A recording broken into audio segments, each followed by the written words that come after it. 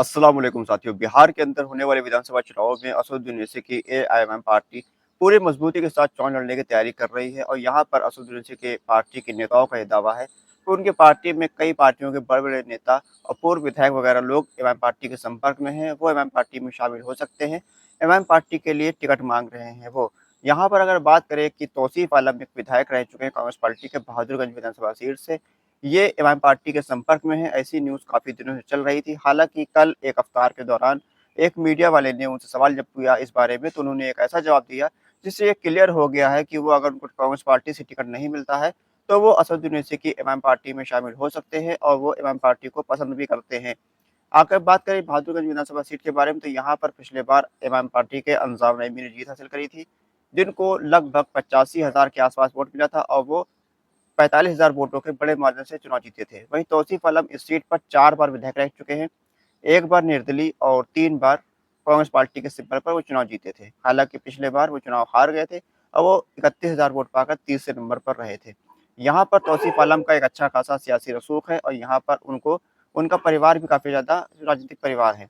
असदुद्दीन ओवैसी की पार्टी के ताल्लुक से उन्होंने ये कहा है कि अगर यहाँ पर एमआईएम पार्टी हमको टिकट देगी या फिर कांग्रेस पार्टी हमको टिकट नहीं देगी, तो वो जनता जैसा कहेगी वो वैसा करेंगे और ओवैसी साहब एक अच्छे नेता हैं। वो भाजपा के खिलाफ है, भाजपा के एजेंट नहीं है और भाजपा के जो खिलाफ है हम उसका सम्मान करते हैं। ये भी तौसीफ आलम ने कहा है।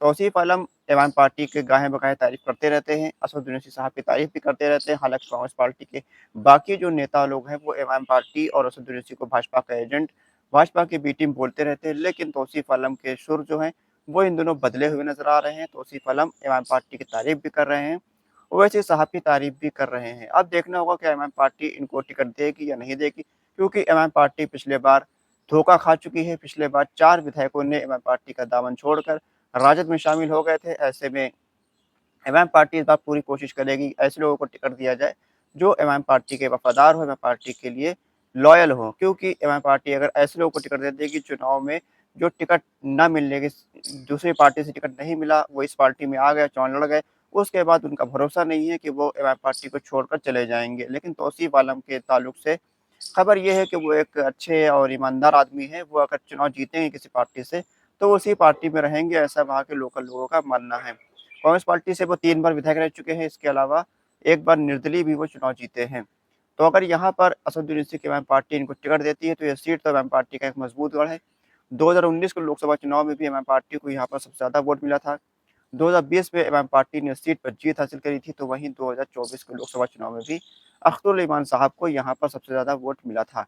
तो ऐसे में यह सीट एक एमआईएम पार्टी का मजबूत गढ़ है, मजबूत किला है। तौसीफ आलम जैसे मजबूत उम्मीदवार को अगर एमआईएम पार्टी के सिंबल पर चुनाव लड़ेंगे, तो यह सीट 100% एमआईएम पार्टी चुनाव जीतने की पोजीशन में रहेगी और यहाँ पर एक मजबूत चेहरा, एक बड़ा चेहरा एमआईएम पार्टी के पास मिल सकता है। हालाँकि एमआईएम पार्टी के ताल्लुक से अभी इनको लेकर कोई भी क्लियर नहीं किया गया है कि एमआईएम पार्टी इनको अपना में शामिल करेगी या नहीं करेगी, क्योंकि तौसीफ आलम के साथ एक रिश्ता और है।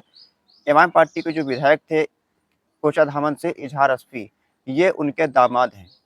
तो ऐसे में इजहार अस्फी उनके ससुर हैं, तो इजहार अस्फी ने एमआईएम पार्टी को धोखा दिया था, एमआईएम पार्टी को छोड़कर राजद में गए थे। तो ऐसे में ये भी एक देखने वाली बात होगी, क्या एमआईएम पार्टी इनको कबूल करेगी, क्योंकि ये इजहार अस्फी के दामाद हैं। हालाँकि इन्होंने इजहार अस्फी का विरोध किया था जब इन्होंने एमआईएम पार्टी को छोड़ा था। उन्होंने कहा था कि हमारा बाप भी अगर ऐसी हरकत करेगा तो हम उसको बर्दाश्त नहीं करेंगे। जो जिस पार्टी से आप चुनाव जीत कर आए हैं, 5 साल आपको उस पार्टी में रहना चाहिए था। अब देखना होगा यहाँ पर इमाम पार्टी का क्या रुख रहता है। इमाम पार्टी क्या तौसीफ आलम को अपनी पार्टी में शामिल करती है, क्या टिकट देती है, ये तो बात की बात है। लेकिन जो लोकल के नेता इमाम पार्टी के हैं वो इस चीज़ का विरोध करते हुए नज़र आते हैं। उनका कहना है कि इमाम पार्टी को स्थानीय नेता को और पुराने नेताओं को, वफ़ादार नेताओं को ही टिकट देना चाहिए, चाहे वो हार हो या जीत हो। लेकिन अगर ऐसे लोगों को टिकट देंगे बाहर से आने वालों को, तो ऐसे में पार्टी को नुकसान उठाना पड़ सकता है। इसके अलावा कई और सीटें हैं जहाँ पर इमाम पार्टी के संपर्क में कई बड़े नेता हैं और ईद के बाद बैरिस्टर असदुद्दीन ओवैसी साहब का बिहार का दौरा होना है। यहाँ पर इमाम पार्टी में कई नेता शामिल हो सकते हैं और यहाँ पर असदुद्दीन ओवैसी की पार्टी की तरफ से कुछ प्रत्याशियों का ऐलान भी हो सकता है। आप अपनी राय कमेंट बॉक्स में ज़रूर बताएँ, क्या इमाम पार्टी को बिहार के अंदर ऐसे नेताओं को टिकट देना चाहिए जो कि दूसरी पार्टी से होकर आए हैं? क्योंकि पिछले बार भी इमाम पार्टी ने ऐसे लोगों को टिकट दिया था, जिसका खामियाजा इमाम पार्टी को अपने 4 विधायकों को खोकर देना पड़ा था। अपनी राय कमेंट बॉक्स में ज़रूर बताइए। खुदा हाफ़िज़।